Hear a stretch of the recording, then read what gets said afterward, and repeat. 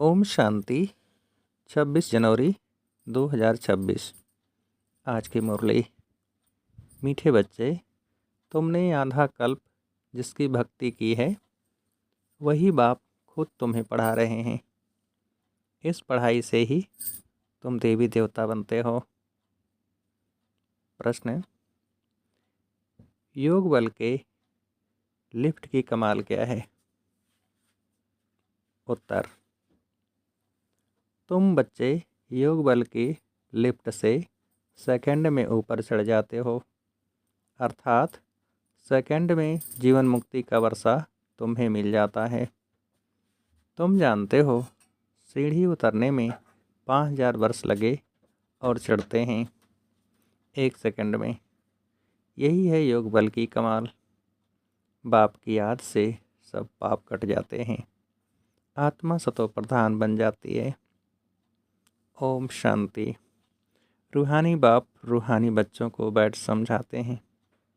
रूहानी बाप की महिमा तो बच्चों को सुनाई है। वह ज्ञान का सागर, सच्चित आनंद स्वरूप है, शांति का सागर है। उनको सब बेहद की सिफतें दी जाती हैं। अब बाप है ज्ञान का सागर, और इस समय जो भी मनुष्य हैं सब जानते हैं हम भक्ति के सागर हैं। भक्ति में जो सबसे तीखा होता है उनको मान मिलता है। इस समय कलयुग में है भक्ति दुख, सतयुग में है ज्ञान का सुख। ऐसे नहीं कि वहाँ ज्ञान है तो यह महिमा सिर्फ एक ही बाप की है, और बच्चों की महिमा भी है, क्योंकि बाप बच्चों को पढ़ाते हैं अथवा यात्रा सिखलाते हैं। बाप ने समझाया है 2 यात्राएं हैं। भक्त लोग तीर्थ करते हैं, चारों तरफ चक्र लगाते हैं, और जितना टाइम चारों तरफ चक्र लगाते हैं उतना टाइम विकार में नहीं जाते हैं। शराब आदि छी कोई चीज़ नहीं खाते पीते हैं। कभी बद्रीनाथ, कभी काशी चक्र लगाते हैं, भक्ति करते हैं भगवान की। अब भगवान तो एक होना चाहिए ना, सब तरफ तो चक्र नहीं लगाना चाहिए ना। शिव बाबा के तीर्थ का भी चक्र लगाते हैं। सबसे बड़ा बनारस का तीर्थ गाया हुआ है, जिसको शिव की पुरी कहते हैं। चारों तरफ जाते हैं, परंतु जिनका दर्शन करने जाते हैं अथवा जिनकी भक्ति करते हैं उनकी बायोग्राफी ऑक्यूपेशन का किसको पता नहीं, इसलिए उनको कहा जाता है अंधश्रद्धा। किसकी पूजा करना, माथा टेकना और उनकी जीवन कहानी को न जानना, उसको कहा जाता है ब्लाइंड फेथ।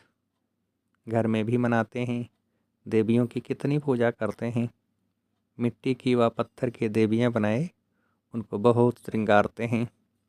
समझो लक्ष्मी का चित्र बनाते हैं, उनसे पूछो इनकी बायोग्राफी बताओ तो कहेंगे सतयुग की महारानी थी, त्रेता की फिर सीता थी। बाकी इन्होंने कितना समय राज्य किया, लक्ष्मी नारायण का राज्य कब से कब तक चला, यह कोई भी जानते नहीं। मनुष्य भक्ति मार्ग में यात्रा पर जाते हैं। यह सब हैं भगवान से मिलने के उपाय।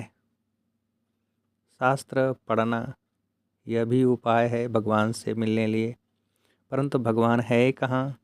कहेंगे वह तो सर्वव्यापी है। अभी तुम जानते हो पढ़ाई से हम यह देवी देवता बनते हैं। बाप खुद आकर पढ़ाते हैं, जिसके मिलने लिए आधा कल भक्ति मार्ग चलता है। कहते हैं बाबा पावन बनाओ और अपना परिचय भी दो कि आप हैं कौन। बाबा ने समझाया है कि तुम आत्मा बिंदी हो। आत्मा को ही यहाँ शरीर मिला हुआ है, इसलिए यहाँ कर्म करती है। देवताओं के लिए कहेंगे कि यह सतयुग में राज्य करके गए हैं। क्रिश्चियन लोग तो समझते हैं बरोबर गॉड फादर ने पैराडाइज स्थापन किया। हम उसमें नहीं थे, भारत में पैराडाइज था। उन्हों की बुद्धि फिर भी अच्छी है। भारतवासी सतो प्रधान भी बनते हैं तो फिर तमो प्रधान भी बनते हैं। वह इतना सुख नहीं देखते तो दुख भी इतना नहीं देखते। अभी पिछाड़ी के क्रिश्चियन लोग कितना सुखी हैं।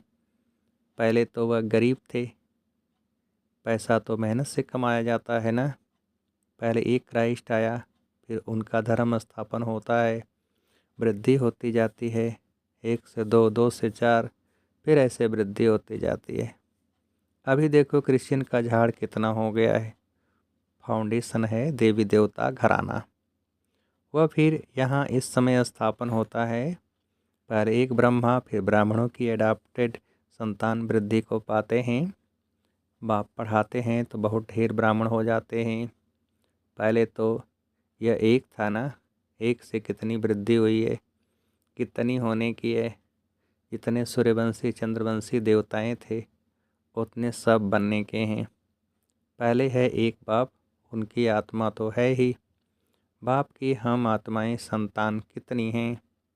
हम सब आत्माओं का बाप एक अनादि है। फिर सृष्टि का चक्र फिरता रहता है। यह सब मनुष्य तो सदैव नहीं है ना। आत्माओं को भिन्न भिन्न पार्ट बजाना है। इस झाड़ का पहले पहले थुर है देवी देवताओं का, फिर उनसे ट्यूब निकलती है। तो बाप बैठ बच्चों को समझाते हैं, बच्चों मैं आकर के क्या करता हूँ, आत्मा में ही धारणा होती है। बाप बैठ सुनाते हैं, मैं आया कैसे। तुम सब बच्चे जबकि पतित बने हो तो याद करते हो, सतयुग त्रेता में तो तुम सुखी थे तो याद नहीं करते थे। द्वापर के बाद जब दुख जास्ती हुआ है तब पुकारा है, हे परमपिता परमात्मा बाबा। हाँ बच्चों सुना, क्या चाहते हो। बाबा आकर पतितों को पावन बनाओ। बाबा हम बहुत दुखी पतित हैं, हमको आकर पावन बनाओ, कृपा करो, आशीर्वाद करो। तुमने मुझे पुकारा है बाबा, आकर पतितों को पावन बनाओ। पावन सतयुग को कहा जाता है। यह भी बाप खुद बैठ बतलाते हैं। ड्रामा के प्लान अनुसार जब संगम युग होता है, सृष्टि पुरानी होती है, तब मैं आता हूँ। तुम समझते हो सन्यासी भी 2 प्रकार के हैं। वह हैं हठ योगी, उनको राजयोगी नहीं कहा जाता। उन्हों का है हद का सन्यास, घर बार छोड़ जाए जंगल में रहते हैं, गुरुओं के फॉलोअर्स बनते हैं। गोपीचंद राजा के लिए भी एक कथा सुनाते हैं। उसने कहा तुम घर बार क्यों छोड़ते हो, कहाँ जाते हो। शास्त्रों में बहुत कुछ कहानियाँ हैं। अभी तुम बीके राजाओं को भी जाकर ज्ञान और योग सिखलाते हो। एक अष्टापा गीता है जिसमें दिखाते हैं राजा को वैराग्य आया, बोला हमको कोई परमात्मा से मिलाए, ढिढोरा पिटवाया। वह यही समय है तुम जाकर राजाओं को ज्ञान देते हो ना, बाप से मिलाने लिए। जैसे तुम मिले हो तो औरों को भी मिलाने की कोशिश करते हो। तुम कहते हो हम तुमको स्वर्ग का मालिक बनाएंगे, मुक्ति जीवन मुक्ति देंगे। फिर उनको बोलो शिव बाबा को याद करो और कोई को नहीं। तुम्हारे पास भी शुरू में बैठे बैठे 1-2 को देखते ध्यान में चले जाते थे ना, बड़ा वंडर लगता था।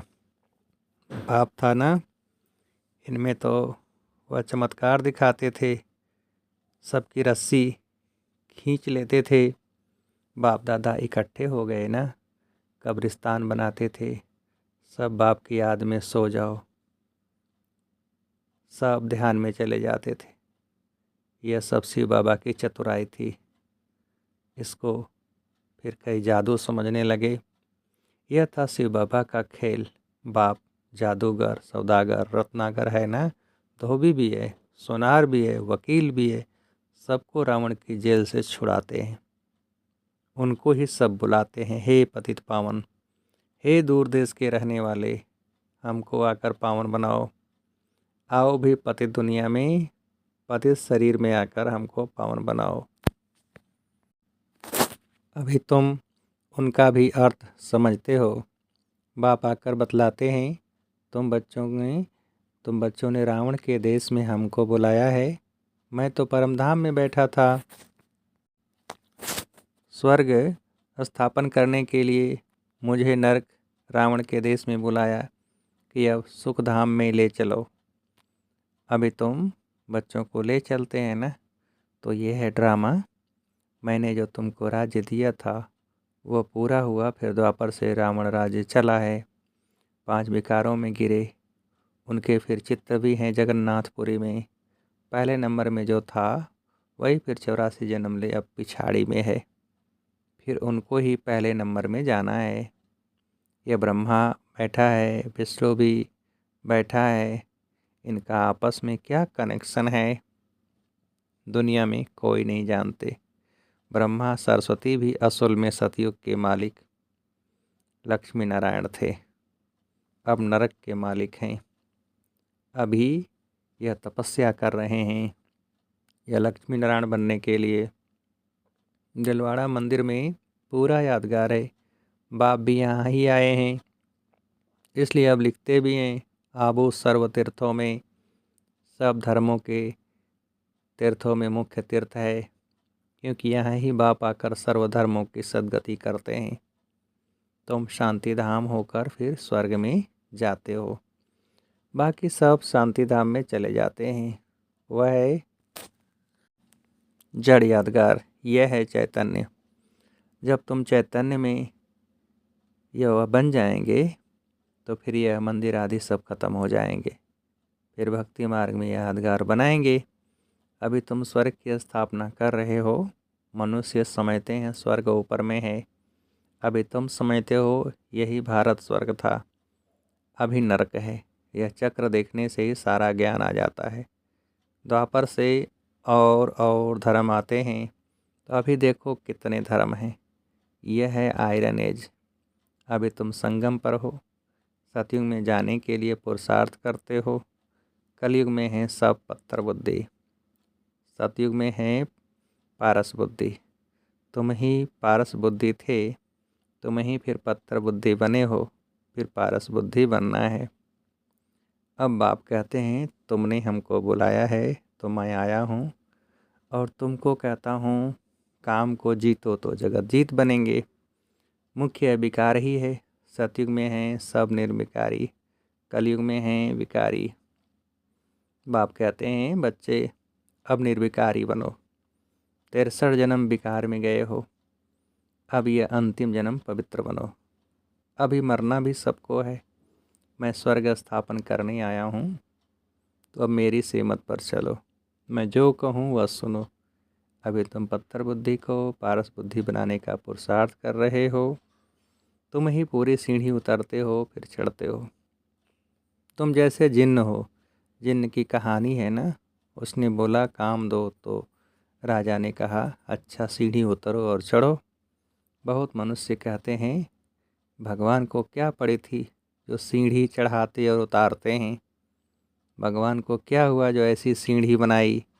बाप समझाते हैं यह अनादि खेल है, तुमने 5000 वर्ष में 84 जन्म लिए हैं, 5000 वर्ष तुमको नीचे उतरने में लगे हैं, फिर ऊपर में चाहते हो सेकंड में।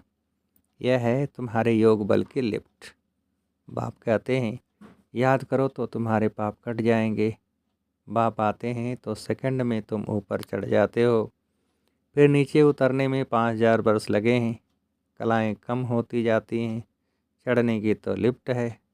सेकंड में जीवन मुक्ति सतो प्रधान बनना है, फिर आहिस्ते आहिस्ते तमो प्रधान बनेंगे।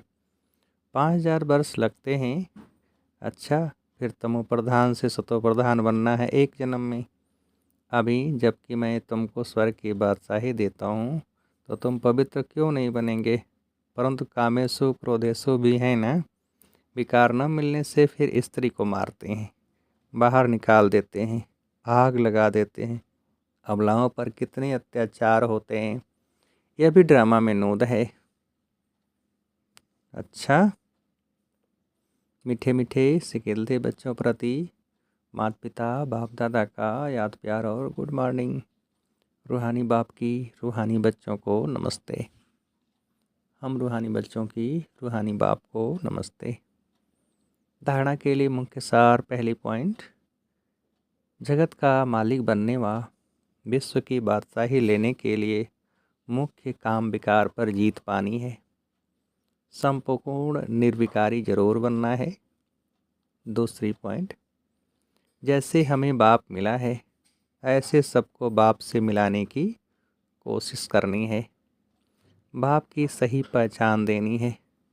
सच्ची सच्ची यात्रा सिखलानी है। वरदान। गम की दुनिया सामने होते हुए भी बेगमपुर की बादशाही का अनुभव करने वाले अष्ट शक्ति स्वरूप भव। विस्तार। गम और बेगम की अभी ही नॉलेज है। गम की दुनिया सामने होते भी सदा बेगमपुर की बादशाही का अनुभव करना, यही अष्ट शक्ति स्वरूप कर्मेंद्रीय जीत बच्चों की निशानी है। अभी ही बाप द्वारा सर्व शक्तियों की प्राप्ति होती है, लेकिन अगर कोई न कोई संग दोष व कर्मेंद्रियों के वशीभूत हो अपनी शक्ति खो लेते हो, तो जो बेगमपुर का नशा व खुशी प्राप्त है वह स्वतः ही खो जाती है। बेगमपुर के बादशाह भी कंगाल बन जाते हैं। स्लोगन। दृढ़ता की शक्ति सदा साथ हो तो सफलता गले का हार है। अव्यक्त सारे। इस अव्यक्त मास में बंधन मुक्त जीवन मुक्त स्थिति का अनुभव करो। अपने संकल्पों के तूफान व कोई भी संबंध द्वारा, प्रकृति व समस्याओं द्वारा तूफान व विघ्न आते हैं, तो उनसे मुक्ति पाने के लिए योग युक्त युक्ति युक्त बनो। जब तक योग युक्त नहीं तब तक विघ्नों से युक्त हो। अच्छा। ओम शांति।